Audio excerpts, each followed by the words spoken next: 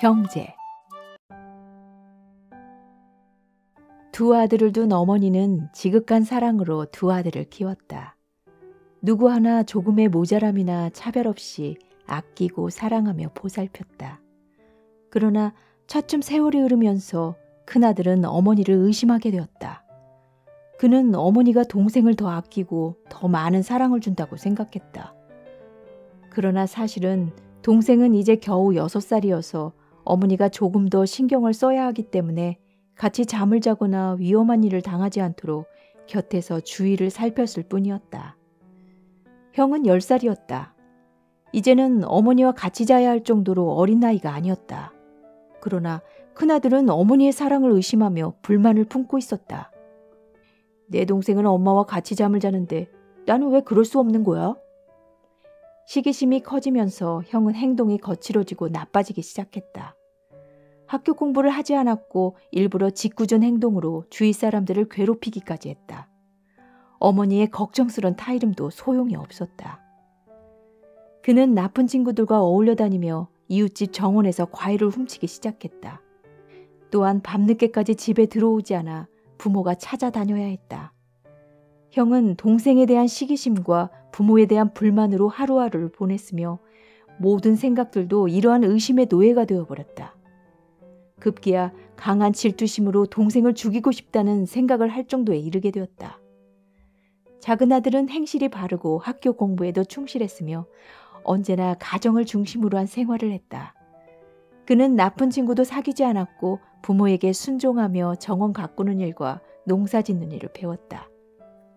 그는 품성이 곱고 올바랐고 집안의 잔일들을 실은 내색 없이 도맡아 하기도 했다. 그러나 큰아들의 나쁜 행동은 계속되었다. 동생에 대한 사람들의 칭찬이 잦아질수록 더욱 비뚤어져 갔고 변함없는 부모의 사랑을 오히려 비웃음으로 여겼다. 이제 자신은 완전히 버림받은 신세라고 생각한 것이다. 큰아들은 18살이 되자 몹시 화를 내며 부모에게 말했다. 나를 위해 모아두었던 것을 모두 줘요. 내 상속분을 달라고요. 더 이상 여기서 살고 싶지 않아요. 그의 부모는 안타까워하며 그를 타일렀다. 행실을 바르게 해라. 학교에도 가고 자신을 발전시키려고 노력해라. 좋은 친구들을 사귀고 훌륭한 지혜도 배워야 한다. 동생과 사이좋게 지내고 집안일을 하는데도 협조해야 하고. 사랑은 절대 진리란다. 사랑은 가장 위대한 것이다. 그러나 그는 부모에게 대들며 말했다. 엄마는 불공평해요. 나보다 동생을 더 사랑하죠. 엄마는 내가 10살 때부터 나를 떼어놓고 같이 자지도 못하겠죠. 얘야, 그건 그런 게 아니란다. 10살이면 많이 자란 거잖니. 하지만 네 동생은 그때 어렸단다. 엄마가 돌봐줘야 했어. 그 애가 10살이 되었을 때 그 애도 역시 떼어놓았단다. 그건 사실이야. 우리의 사랑을 의심하면 안 된다. 네 동생에게 적대감을 가져서도 안 돼. 어떤 사람을 의심하면 안 되고 시기심도 갖지 말고 남의 것을 훔치지도 말고 거짓말을 하거나 마약 따위에 빠지지도 말아라. 결국 그런 것들로 인해서 사람은 고통을 당하게 된단다. 부모는 진심으로 충고를 해주었지만 큰아들은 귀담아 들으려 하지 않았다. 그는 계속 남의 것을 훔쳤고 술집을 출입하기 시작했다. 부모는 다시 그에게 충고했다. 이렇게 행동하고 다니면 네 생활이 어떻게 되겠니? 집에서 함께 살자. 그러나 큰아들은 완강하게 거부하며 말을 들으려 하지 않았다. 엄마 아빠는 편파적이에요. 나는 자립할 수 있어요. 동생은 내 적이에요. 난 그 애가 밉다고요. 어머니는 고통과 안타까움에 가슴이 아팠지만 큰아들에 대한 희망을 잃고 싶지 않았다. 너를 낳아주고 젖을 먹여 키웠는데 그런 말을 하다니. 내 마음이 무척 아프구나. 그러나 큰아들은 어머니의 마음을 헤아리지 않았다. 오히려 자기 몫의 상속을 요구하며 더욱 큰 소리로 말했다. 내 몫의 재산을 줘요. 그리고 나를 가게 내버려둬요. 어쩔 수 없이 그의 부모는 그에게 정해진 몫의 재산을 주었고 그는 집을 떠났다. 그는 알코올 중독자나 마약 중독자들과 함께 어울렸다. 그는 술집에 가서 술을 마시고 마리화나를 피우며 사창가에 여자를 찾기도 했다. 그러나 얼마 지나지 않아 돈이 다 떨어지자 그의 친구들은 그에게서 떠나버렸다. 그는 자기 옷가지들을 팔아 돈을 마련하였다. 그 돈도 다 떨어지자 그는 도둑질을 하기 시작했다. 결국 감옥에 끌려가는 신세가 되었고 형량을 마치고 추록하게 되었을 때는 전과 때문에 일자리도 구할 수 없게 되었다. 이제 30살이 된 어엿한 장년으로 성장했지만 세상 어느 누구도 그를 받아들이지 않았다. 아무 일도 할 수 없다는 사실을 알자 큰아들은 자살을 결심한다. 한편 작은 아들도 성년이 되었다. 그는 열심히 일하여 자리를 잡았으며 결혼을 하여 성실히 가정을 꾸미면서 행복한 생활을 하고 있었다. 그러나 한편으로는 집을 나간 형에 대한 걱정 때문에 편안한 마음을 가질 수 없었다. 형이 참 안 됐어. 우린 둘 다 한 몸에서 태어났고 어렸을 때는 서로 도우며 살았지. 형은 내 오른팔과 같았어. 그런데 지금은 이렇게 헤어져 있다니. 그는 이렇게 걱정을 하며 슬퍼했다. 그는 형에 대한 걱정 때문에 식사를 거르거나 잠을 자지 못해 차츰 야유어져 갔다. 어느 날 형은 동생이 살고 있는 마을로 왔다. 그는 거리에서 구걸을 하고 있었다. 무척 야유었고 지저분했으며 덥수룩하게 수염이 자란 모습이 마치 병자 같았다. 한창 젊은 나이였지만 50살은 되어 보였다. 동생이 마차를 타고 가다 그 거지를 보았다. 이건 비극이다. 비틀거리며 걷는 저 노인은 누굴까? 참 불쌍한 사람이구나. 그는 마차를 세우고 물었다. 어디로 가십니까? 형은 동생을 알아보지 못하며 대답했다. 내게는 아무도 없어요. 동생은 그 거지가 형이라는 사실을 알지 못했지만 마음 한편을 뭉클하게 하는 그 무언가를 느꼈다. 끈끈한 혈육의 정이 자연스럽게 느껴졌던 것이다. 어디로 가십니까? 모셔다 드리지요. 하며 그에게 먹을 것과 물을 주었다. 이 세상에는 내가 머물 곳이 없어요. 오래도록 살 수 있는 곳도 없고 그저 이리저리 떠돌아다닐 뿐이죠. 나와 함께 가시지 않겠습니까? 당신은 지금 무척 힘들어 보이는군요. 당신은 나의 마음을 끄는 그 무언가가 있어요. 그래서 돌봐드리려고 하는 거예요. 나도 한때는 형이 있었죠. 저는 정말로 형을 좋아했어요. 형은 마차에 올라타며 말했다. 당신은 나를 형처럼 생각하며 음식과 물을 주었어. 그런데 나도 한때는 동생이 있었다오. 하지만 내가 이 지경이 된 것은 그 동생 때문이죠. 만일 내 동생이 당신과 같았다면 내가 이 지경이 되지는 않았을 거요. 내 동생은 증오와 악으로 가득 차 있었죠. 동생은 내게 독과 같은 존재죠. 그가 어떻게 했는데요? 이름이 뭐죠?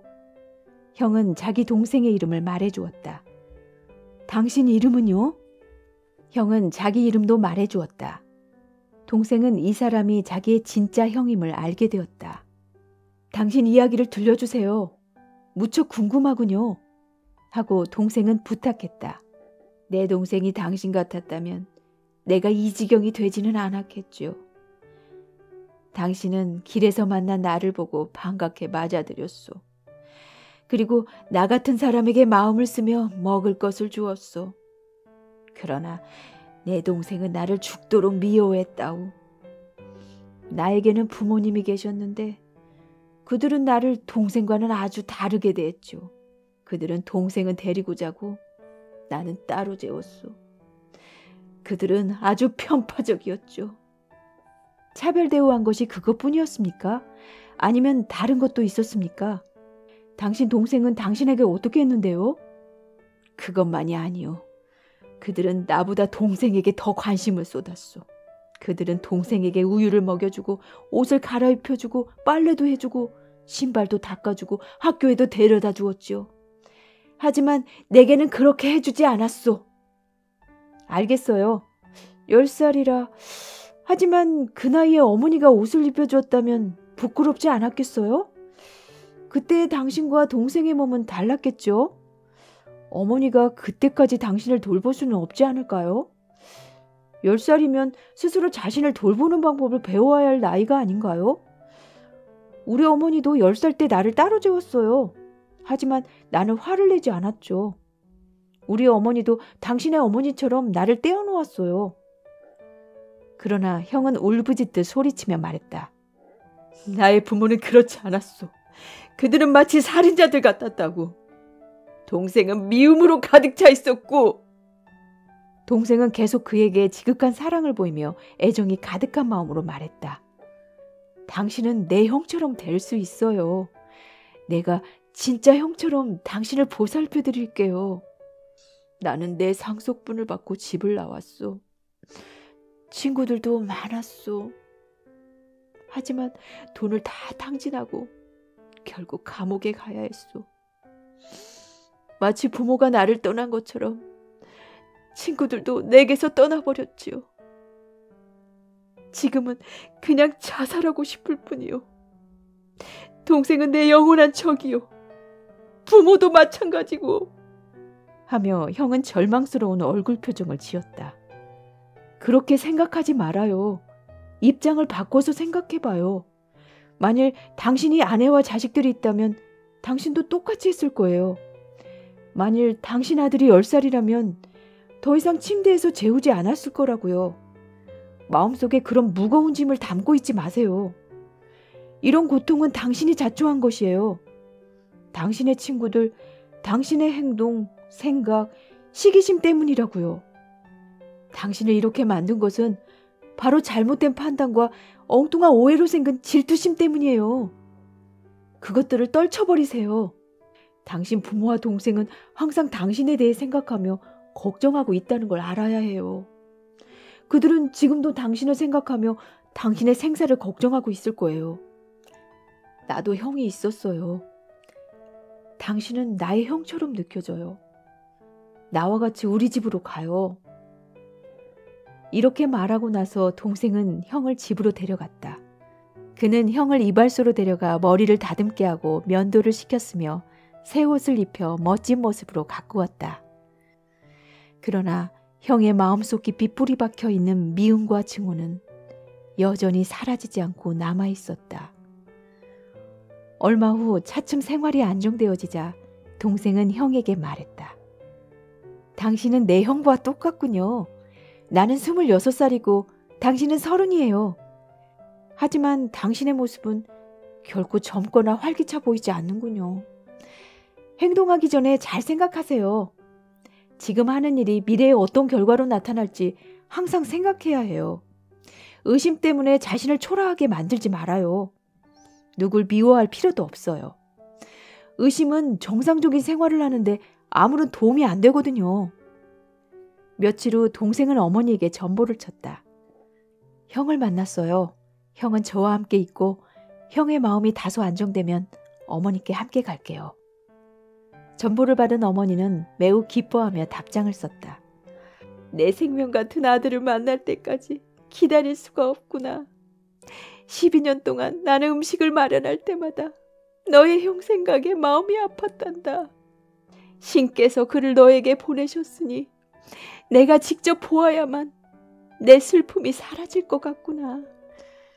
동생은 그 전보를 형에게 보여주었다. 내가 진짜 동생이에요. 형이 오해하며 그렇게 미워했던 동생이라고요. 이 전보는 어머니가 보내신 거예요. 어머니는 그동안 형의 걱정에 마음 아파하셨어요. 결코 단 하루라도 형을 미워하거나 차별한 적은 없어요. 오히려 더욱 걱정하고 근심하셨죠. 이제는 형의 마음속에 가두어둔 질투와 미움과 의심을 걷어버릴 차례예요. 동생은 형을 부모님이 사는 집으로 데려갔다. 나이든 부모님은 큰아들을 끌어안고 기쁨과 감사의 눈물을 흘렸다. 마침내 어머니의 근심과 걱정은 씻은 듯 사라져버렸다. 큰아들은 잘못을 깨달았고 용서를 구했다.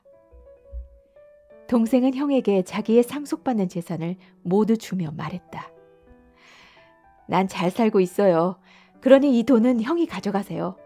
다시 공부도 하고 다시 새 출발하세요.